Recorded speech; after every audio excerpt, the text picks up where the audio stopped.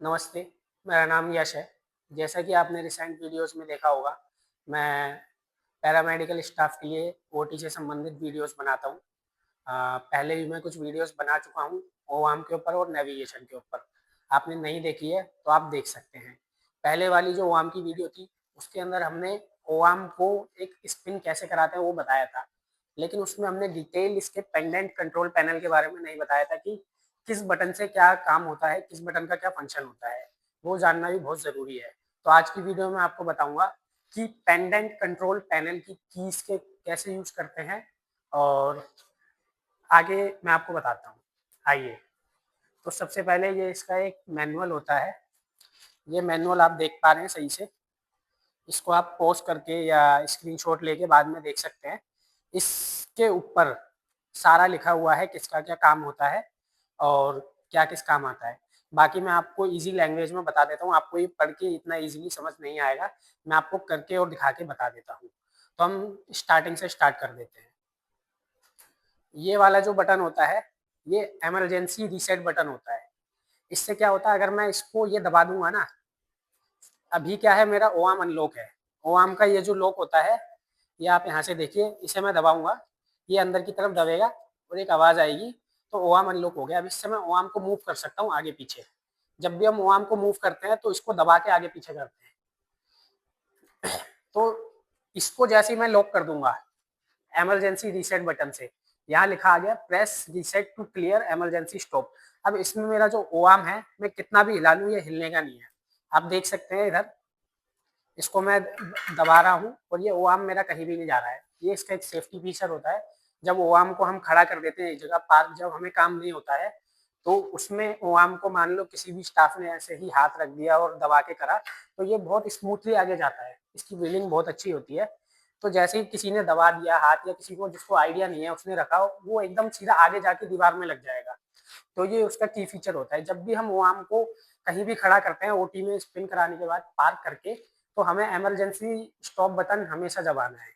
ठीक है? तो आगे बढ़ते हैं। अब ये बटन जो होता है, ये होता है emergency reset button. Emergency stop जो हमने लगाया है उसको रीसेट करने का। मैं इसको दबा दूँगा तो इमरजेंसी हट जाएगी। जैसा कि आप देख सकते हैं इमरजेंसी हट गई है, एक साउंड भी आया था बीप। अब इसको मैं दबाऊँगा तो ओआम हमारा मूव कर रहा है। आप देख सकते हैं ओआम मूव कर रहा है। तो इसको हमने अभी लगा दिया है। इसके बाद आता है 2D स्कैन। ये 2D स्कैन होता है। एक M2D होता है, M2D को बोलते हैं मेमोरी 2D स्कैन। एक होता है 3D स्कैन। आपको 2D और 3D स्कैन के बारे में बता दिया था लास्ट बार। तो आज आपको मेमोरी 2D भी एक्सप्लेन कर देंगे थोड़ा-सा। ये जो आप देख रहे हैं, ये एपी और लेटरल करने के बटन होते हैं। एपी लेटरल भी आपको पता है, जब हम एपी और लेटरल लेते हैं, पहले इसके अंदर हम कन्फर्म करते हैं कि इमेज एपी में हमारे लेवल जो है सही है और लेटरल में जो लेवल है वो सही है। ये एपी लेटरल करने के लिए होता है। ये जो आप फ्लैग वाला बटन देख रहे हैं, ये इमेज को सेव करने के लिए होता है। ये जो फ्लैग आपको दिख रहा है झंडा, ये वाला बटन, ये सेव करने के लिए होता है। ये जो आपको दिख रहे हैं इमेज रोटेट करने के लिए होते हैं। ये जो फर्स्ट वाला बटन है, इमेज को राइट और लेफ्ट रोटेट करने के लिए होता है, ये वाला बटन। और ये वाला जो बटन होता है, इमेज को वर्टिकली और हॉरिजॉन्टली अप एंड डाउन करने के लिए होता है, अप साइड डाउन साइड ऐसे करने के लिए होता है इमेज को। ये जो आप देख रहे हैं इसके अंदर ये वाला बटन, ये कंट्रास्ट के लिए होता है, कंट्रास्ट कम करने के लिए और ज़्यादा करने के लिए। और यही सेम इसके नीचे जो बटन है, ये होता है ब्राइटनेस को कम और ज़्यादा करने के लिए। और इससे थोड़ा-सा हम नीचे आएँगे, तो ये बटन है हमारे कोलीमीटर्स। जैसा कि आप इसमें देख सकते हैं, ये जो डार्क-डार्क लाइन है इनकी, ये स्क्वीज़ हो रही हैं यहाँ की तरफ, तो ये हमारा इमेज को ऐसे स्क्वीज़ कर रहा है। जहाँ-जहाँ ये हमारा इमेज को ऐसे स्क्वीज़ कर रहा है इसके अंदर, ये हमारा हॉरिज़ॉन्टली इमेज को स्क्वीज़ कर रहा है, जहाँ तक हम इसमें कोलीमीटर में सेट कर देंगे, वहाँ तक की इमेज आएगी बस। तो ये बेसिकली कोलीमीटर्स है, इनका यूज़ एकदम ना के बराबर होता है, लेकिन होता भी है, तो इनका यही फंक्शन है जो मैंने आपको बताया। उसके बाद हम आ जाते हैं राइट साइड। मैंने आपको लेफ्ट साइड के सारे बटन बता दिए हैं, अब हम आते हैं राइट साइड। राइट साइड क्या होता है? ये जो होता है हमारा, इसे बोलते हैं हम ट्रांसपोर्ट ब्रेक। जब हम इमरजेंसी लगाते हैं तो उसके साथ हमारा ट्रांसपोर्ट ब्रेक भी लग जाता है। ट्रांसपोर्ट ब्रेक लग जाता है, ठीक है? और इसके नीचे ये वाला जो बटन है, इसको हम बोलते हैं लेटरल शिफ्ट व्हील्स। इसको ईज़ी लैंग्वेज में बोलते हैं लिफ्ट एंड शिफ्ट। जैसे कभी-कभी हमने ओआम ओटी के अंदर डाल दिया। ओटी में डालने के बाद हमने ओ आर्म को पूरा स्लाइड कर दिया एक तरफ, मान लीजिए ऐसे करके हमने ओ आर्म को एक तरफ पूरा स्लाइड कर दिया, लेकिन ये पूरा स्लाइड होने के बाद भी वो लेवल नहीं ले रहा है जो हमें सर्जरी के चाहिए।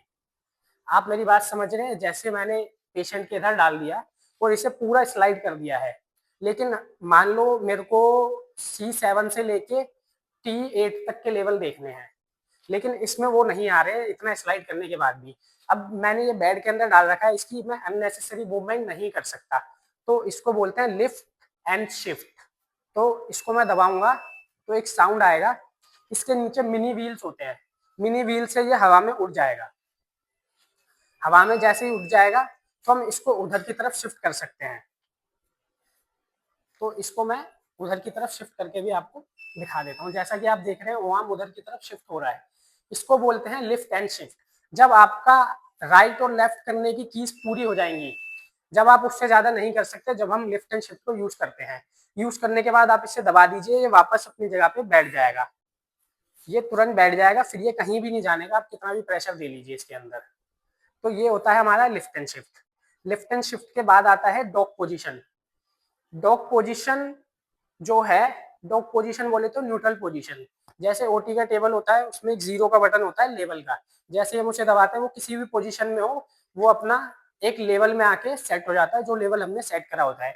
वैसे ये इसकी डॉग पोजीशन है। डॉग पोजीशन का मतलब ये होता है कि ये पूरा ऊपर उठेगा, पीछे आएगा, नीचे बैठेगा। इसके बेस में दो पिन्स लगी होती हैं, इसकी गैंट्री की पिन उसमें जाके लॉक हो जाती है, उसे बोलते हैं डॉग पोजीशन। अब इसके बाद हम नीचे आएंगे तो ये होता है गैंट्री क्लोज।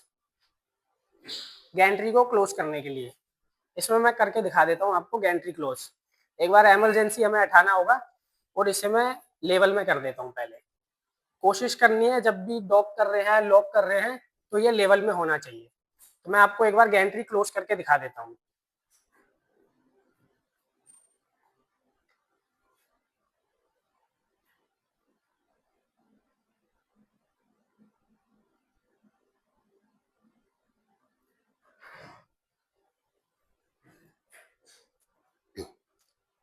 जैसा कि आप देख सकते हैं इसके अंदर ये गैंट्री क्लोज हो गई है, लेकिन कभी भी गैंट्री क्लोज करते वक्त एक चीज का ध्यान रखना है, वहां पे जो ग्रीन लाइट आ रही है ओ आर्म का सेंसर, वो हमेशा आना चाहिए। आप देख सकते हैं इधर एक ग्रीन लाइट आई है, वो हमेशा आनी चाहिए इसके अंदर। तो ये गैंट्री हमने क्लोज कर दी है। अब हमें इसके अंदर एक चीज का ध्यान रखना है, गैंट्री क्लोज करने का बटन और डॉक करने का बटन दोनों दिखने में सेम है। अगर आप देख रहे हैं स्क्रीन में तो ये दोनों बटन सेम है।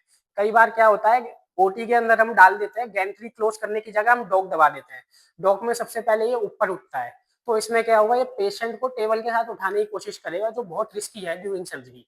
तो हमें वो चीज ध्यान रखनी है, इसलिए हमने इसे अलग से मार्क भी कर रखा है रेड मार्कर से डॉक का। तो ये आपका डॉक डॉक का बटन है, ये गैंट्री क्लोज का बटन है। ये आपका गैंट्री ओपन का बटन है, मैं इसे दबाऊंगा तो गैंट्री ओपन हो जाएगी। जैसा कि आप वहां देख सकते हैं, गैंट्री खोलने वाला बटन दबाया है तो गैंट्री खुल गई है। एक्चुअली इसमें बहुत सारे फंक्शन मैं आपको ड्यूरिंग नहीं दिखा पा रहा हूँ क्योंकि वीडियो बहुत ज़्यादा लंबी हो जाएगी। अभी मैं आपको बेसिक इसके मोटे मोटे फंक्शन बता दे रहा हूँ। तो इसके अंदर आप देख सकते हैं ये मैंने खोल दिया है। अब इसमें ये जो है इसे बोलते हैं गैंट्री टिल्ट कंट्रोल। ये जो बटन है इसके साथ जो हमारी गैंट्री है ये ओ वाली, ये ऐसे और ऐसे गिरेगी। कभी कभार सर्जन को ट्रू एपी इमेज चाहिए होती है तो ये ऐसे ऐसे गिराते हैं। सियाम में भी सर्जन को ट्रू एपी इमेज देखनी होती है तो सर्जन बोलते हैं हेड की तरफ टिल्ट करिए, लेग की तरफ टिल्ट करिए ट्रू एपी इमेज के लिए। तो ये बेसिकली वही है, ये भी एकदम कम यूज होता है, लेकिन अगर यूज करना भी हो तो आप इसे हेड की तरफ या लेग की तरफ गिरा सकते हैं। ये गैंट्री को अप एंड डाउन करने के बटन है। जैसा कि आप देख सकते हैं इसमें गैंट्री बनी हुई है, इसको मैं ऊपर की तरफ दबाऊंगा तो गैंट्री ऊपर हो जाएगी और नीचे की तरफ दबाऊंगा तो गैंट्री नीचे हो जाएगी। ये गैंट्री अप एंड डाउन करने के बटन है। अब इसके अंदर ये जो बटन है इन्हें बोलते हैं विग बैक बटन। जैसा कि आप देख सकते हैं विग बैक बटन, ये ओ आर्म को ऐसे और ऐसे करने के लिए, जैसे समटाइम्स ट्रू लेटरल इमेज नहीं आ रही है तो आप ओ आर्म को विग वैग कर सकते हैं। इसको जैसे ओ बनाने के बाद आप इसको करेंगे तो इसकी गर्दन ऐसे ऐसे मूव करेगी, इसे बोलते हैं विग वैग। तो ये उसके बटन है। और ये जो नीचे 4 बटन है, ये ओ आर्म को आगे फॉरवर्ड करने के लिए है। ये फॉरवर्ड वाला बटन दबाया तो ओ आर्म फॉरवर्ड हुआ है।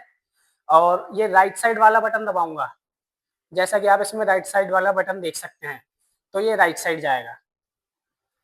लेफ्ट वाला दबाऊंगा तो लेफ्ट साइड जाएगा, और बैकवर्ड वाला दबाऊंगा तो ये बटन वो हमारा बैकवर्ड आएगा।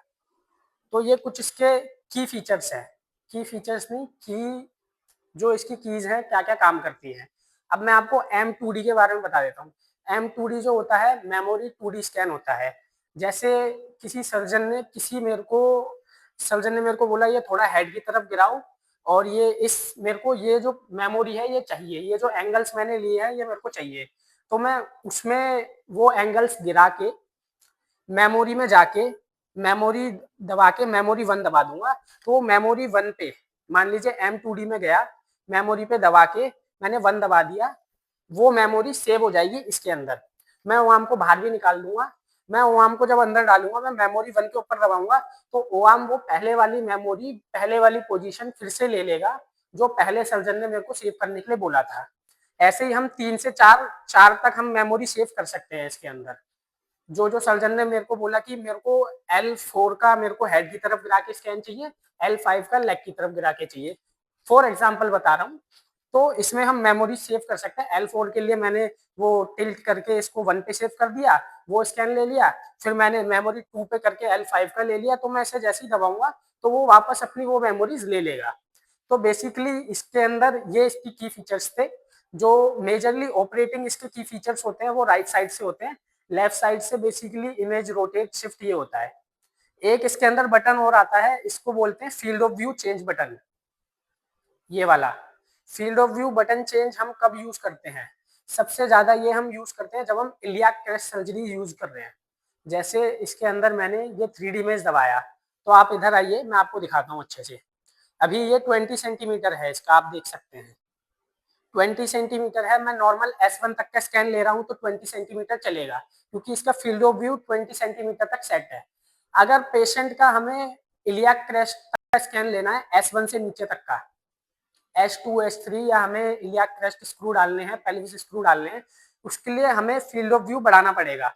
तो जैसे ही मैं प्लस वाले बटन पे दबाऊंगा, ये फील्ड ऑफ व्यू 20 से 40 हो जाएगा। आप देख सकते हैं ये 20 से 40 हो चुका है जैसे ही मैंने बढ़ाया।